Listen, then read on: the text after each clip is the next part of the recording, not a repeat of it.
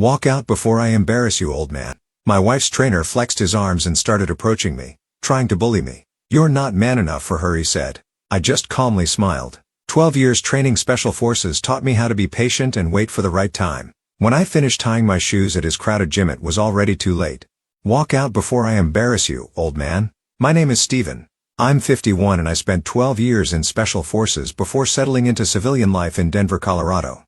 The kid flexing his arms at me thinks those muscles make him dangerous. His name is Jake and he's been training my wife Diana for 3 months now. Personal training sessions that run long.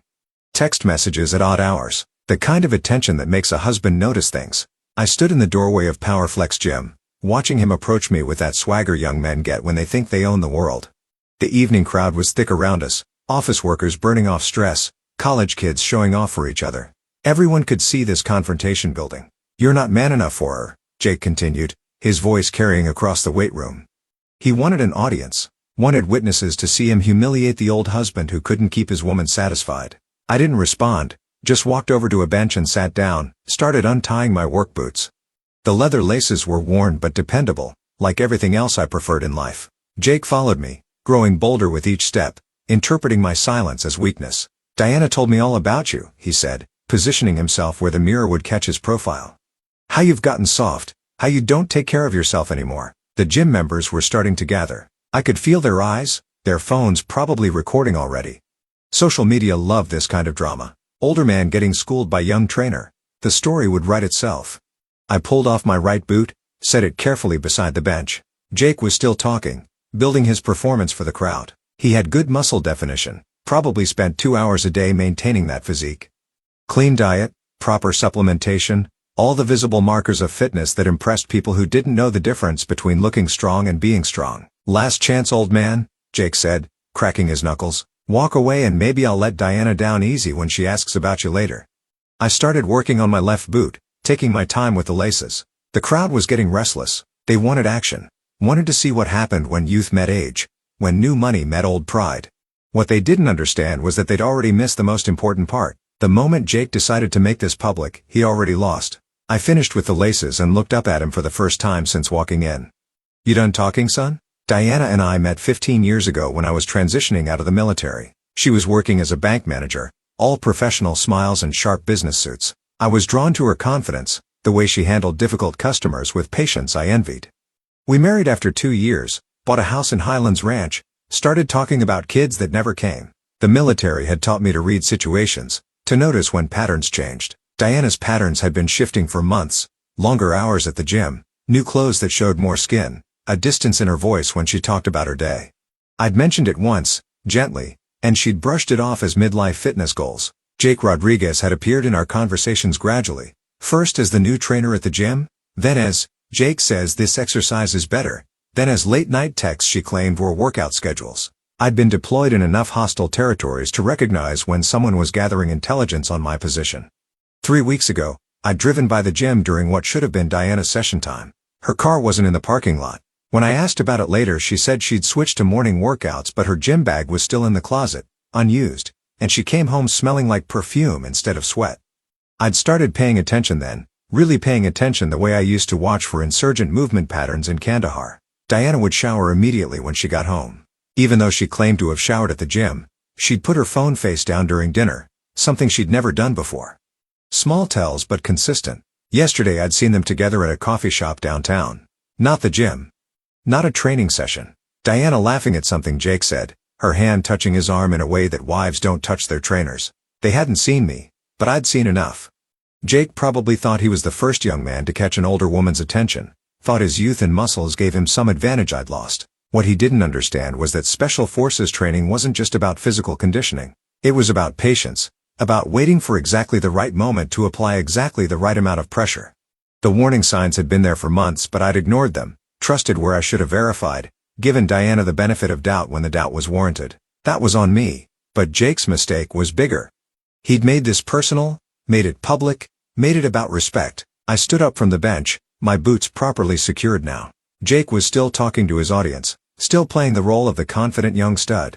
He had no idea that everything he'd just said and done was about to cost him more than he'd ever imagined. So what's it going to be, old man? Jake asked, squaring his shoulders. You going to do something about it or just sit there like you do at home? That last comment hit different. Not because it hurt, but because it confirmed what I'd suspected. Diana had been talking about our private life, sharing details that belonged between husband and wife, painting me as the neglectful spouse who didn't appreciate what he had. I finished tying my shoes and stood slowly, taking my time to stretch my back. Jake interpreted this as stiffness, age catching up with me. He was half right, I was 51, not 25. But what he didn't understand was that those years had taught me things his gym workouts never could. Jake, I said, keeping my voice level, you've been training my wife for 3 months now? He grinned, thinking I was finally engaging with his game. That's right. And let me tell you, she's been very dedicated to her workouts. The gym crowd chuckled at the innuendo. Jake played it up, flexing slightly for his audience. He was enjoying this, feeding off their attention, making my humiliation part of his personal brand story. Dedicated, I repeated, nodding slowly. That's good. Diana always finishes what she starts. Something in my tone made Jake pause, but he covered it with more bravado. Maybe you should take some notes, old-timer. Learn what it takes to keep a woman interested. I looked around the gym, taking inventory. 43 people watching, most with phones out. 2 emergency exits, one behind Jake, one to my left. Jake was standing with his weight forward. Typical boxer stance he'd probably learned from YouTube videos. Good for show, not so good for actual combat. You know what I learned in 12 years Special Forces, Jake? I asked, rolling my shoulders to loosen them up. Patience, how to wait for exactly the right moment. Jake's grin widened. Special Forces? Right, and I'm a Navy SEAL. The crowd laughed again. Jake had them in his corner, the young bull ready to put the old man in his place. He started moving toward me, probably planning to grab my shirt, maybe push me around a little for the cameras. That's when I smiled. Not the polite smile I'd been wearing since walking in. A different smile. The one my unit used to see right before we cleared a hostile compound. The one that meant planning time was over. You're right about one thing, Jake, I said, settling into a stance he wouldn't recognize. This is already over. He threw the first punch, putting all his gym-built muscle behind it, aiming for my jaw in front of 43 witnesses. Poor kid had no idea what he'd just started. Jake's right cross came at me like he'd been practicing it in the mirror. All power and no technique. I shifted my weight slightly to the left, let his fist whistle past my ear by maybe 2 inches. His momentum carried him forward, off balance, and I helped him along with the gentlest touch to his shoulder. He stumbled past me and crashed into the weight rack, 45-pound plates clattering to the floor. The sound echoed through the gym like a thunderclap. The crowd erupted in surprised laughter. Jake scrambled to his feet, face red with embarrassment, looking around to see who'd caught his humiliation on video. Which was everyone. Lucky dodge, old man, he snarled, but I could hear the uncertainty creeping into his voice. That hadn't gone how he'd planned. Was it? I asked, still standing in the same spot. Jake charged again, this time going low for a tackle. Football move, probably worked great against other gym brothers who fought like they were in a movie. I simply wasn't there when he arrived. Stepped aside at the last second, used his own momentum to guide him face first into the rowing machine. The impact made a satisfying thunk. Jake bounced off the padded seat and hit the floor hard. His perfect hair messed up now. Confusion, replacing confidence. What the hell? He gasped, pushing himself up on his hands and knees. You're telegraphing, I said calmly. Drop your right shoulder before you punch. Lean forward before you charge. Basic mistakes. The gym had gone quiet except for the sound of phones recording. Jake's humiliation was being documented from every angle, his tough guy image crumbling in real time. He looked around desperately, realizing this wasn't going how he'd promised his audience. Stop moving and fight me like a man, he shouted, lunging again. This time I caught his wrist mid-swing, redirected his energy and sent him spinning into the leg press machine. He hit it sideways, the crash reverberating through the floor. 2 more gym members had their phones out now, probably streaming live. Jake was breathing hard, sweat starting to show through his tight workout shirt. The confident smirk was gone, replaced by frustration and growing panic. This wasn't the easy victory he'd expected in front of Diana's husband. How are you doing this? He demanded, wiping blood from a split lip. 12 years Special Forces, I reminded him. You thought I was lying about that? Jake's eyes narrowed. He was starting to understand that he'd miscalculated, but pride wouldn't let him back down. Not in front of this crowd. Not with everything being recorded. I don't care what you used to be, he spat. You're just an old man now. He came at me again, this time with a wild haymaker that would have taken my head off if it connected.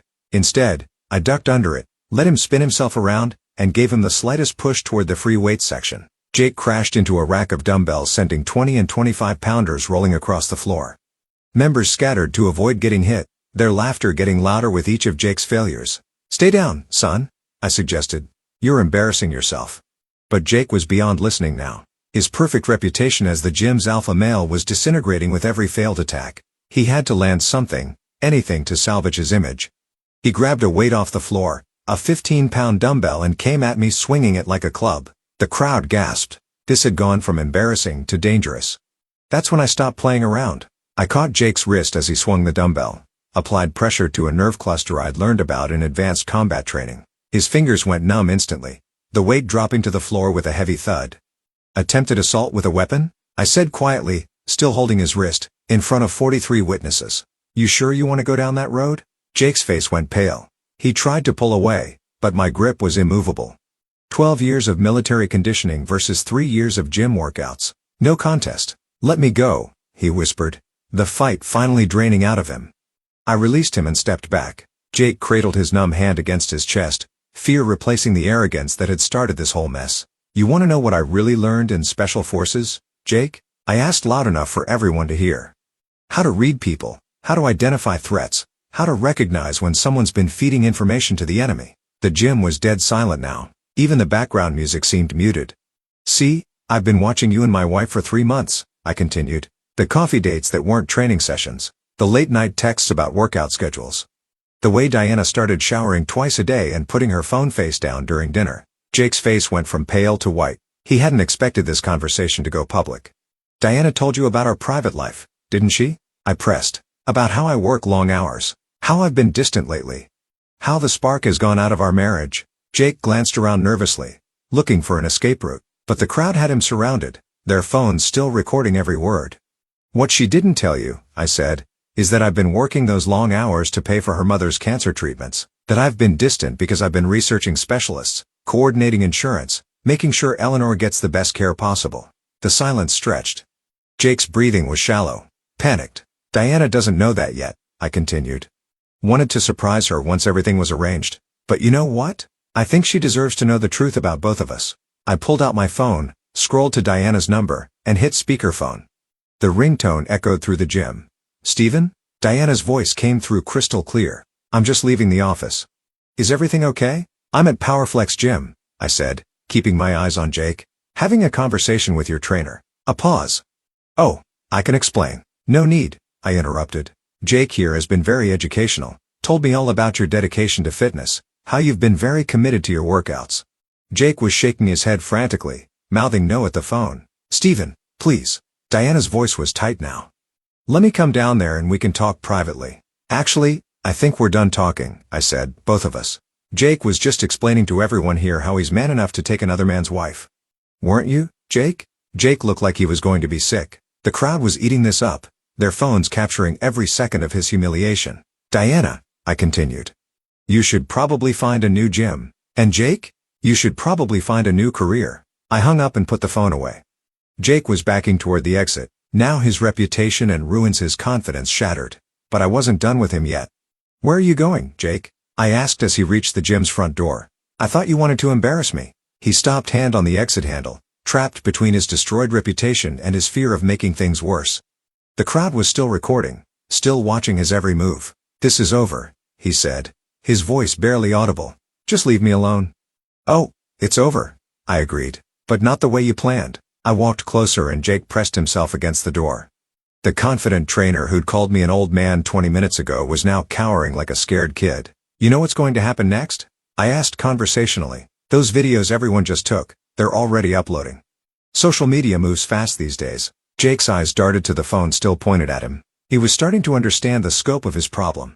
"By tomorrow morning, every gym in Denver is going to know about Jake Rodriguez, the trainer who got humiliated by a 51-year-old man," I continued. "The guy who couldn't land a single punch on someone old enough to be his father." "You set me up," he whispered. "No, son, you set yourself up.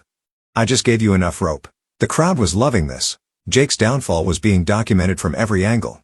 His tough guy persona permanently destroyed. But I still had one more card to play. "Oh, and Jake," I added, "you should probably check your employment contract. Most gyms have morality clauses about trainers who sleep with married clients." Bad for business when it becomes public knowledge. Jake's face went ashen. He hadn't thought about that part. Please, he started to say, but I held up a hand. The thing about consequences, Jake, is that they don't care about please. You made your choices. You wanted to be man enough to take another man's wife, to humiliate him in public. Now you get to live with what that costs. I stepped aside, clearing his path to the door. But I'll give you some free advice, I said. Next time you want to steal something from a man, make sure you understand what kind of man you're dealing with first. Jake fumbled with the door handle, desperate to escape. But before he could leave, Diana burst through the entrance, her face flushed from running. Stephen, wait, she started, then stopped when she saw Jake's condition. His split lip, messed up hair, the defeated look in his eyes. What happened? She demanded. Your boyfriend tried to teach me a lesson, I said calmly. Didn't work out how he planned. Diana looked between us, taking in the crowd with their phones, Jake's humiliated state, the weight equipment scattered across the floor. Jake? She said uncertainly, but Jake couldn't meet her eyes. His image as the confident, dominant trainer was shattered. He was just a scared kid who'd gotten in over his head. This isn't how I wanted you to find out, Diana said to me, her voice small. Find out what? I asked. That my wife was cheating on me with a boy who can't even throw a punch? I figured that out months ago. Jake pushed past Diana and fled through the door, leaving her standing there in front of 43 witnesses to their affair. Stephen, please, she said. Let me explain. I looked at her for a long moment then shook my head. No need, Diana. I understand perfectly. I walked past Diana toward the exit but stopped at the front desk where PowerFlex Gym's manager was standing with his mouth open, clearly having watched the entire confrontation. You might want to review your trainer policies, I told him quietly, and maybe invest in better liability insurance. Then I turned back to Diana, who was still standing frozen in the middle of the gym floor, surrounded by people recording her humiliation. Diana, I said, loud enough for everyone to hear. When you get home tonight you'll find divorce papers on the kitchen table. My lawyer already has copies of the photos from your coffee dates with Jake and the text messages. Amazing what a private investigator can dig up in 3 weeks. Her face went white. You hired a detective? Special forces taught me to gather intelligence before engaging the enemy, I said. Your boyfriend there made the mistake of thinking this was about muscles and attitude. You made the mistake of thinking I was too old and tired to notice what was happening in my own house. Diana looked around desperately, realizing that her affair was now public knowledge, documented on dozens of phones, probably already spreading across social media. The house is in my name, I continued. The cars are in my name. The bank accounts we opened when we got married. I closed those yesterday and moved the money. Legally, of course. Everything I did was completely legal. You can't do this, she whispered. Already done, I said. Oh, and Diana, you might want to ask Jake about his job situation. I hear PowerFlex doesn't appreciate trainers who create this kind of publicity. I looked around the gym one last time, at the crowd still recording, at Jake's water bottle and towel abandoned by the weight rack where his humiliation began. Enjoy your workout, I said, and walked out into the Denver evening air. 6 months later, I was sitting in my new apartment in downtown Denver, reading the morning paper over coffee, when an article in the business section caught my eye. PowerFlex Gym had closed permanently after a series of viral videos damaged their reputation and led to multiple client cancellations. Jake Rodriguez had tried to find work at other fitness centers, but the videos of him getting dominated by a man 20 years older followed him everywhere. Last I'd heard, he was working at a supplement store in Aurora. His dreams of being a fitness influencer permanently destroyed by 30 minutes of footage. Diana had moved in with her sister after the divorce was finalized. She'd tried to fight for half the house, but the evidence of her affair made that impossible. Colorado had no-fault divorce laws, but adultery still mattered when it came to asset division. I'd started running again, something I hadn't done consistently since leaving the military. The trails around Washington Park reminded me why I'd loved Colorado in the first place. The mountains in the distance, the clean air, the sense of space and possibility. My phone buzzed with a text from my sister in California. Saw the gym videos online. Proud of you for handling it with class. I smiled and put the phone away. The videos had indeed gone viral, but not for the reasons Jake had hoped. They'd become a cautionary tale about the difference between looking tough and being tough, between muscles and actual strength. That evening, I drove up to the mountains and watched the sunset over the Rockies. For the first time in months, I felt completely at peace. Jake Rodriguez's life became a cautionary tale shared across Denver's fitness community. His humiliation replaying endlessly on social media as gym members used his failure as entertainment, destroying any chance he had of rebuilding his career in the industry he'd once dominated. Diana faced her own consequences when their affair became public knowledge. losing not only her marriage but also her standing in the social circles that had once welcomed her, forced to rebuild her life under the shadow of her very public betrayal. The viral videos served as permanent documentation of their choices, ensuring that neither could escape the consequences of their actions. Sometimes the strongest response to betrayal isn't violence or anger, but the patience to let people reveal their true character and face the natural consequences of their choices.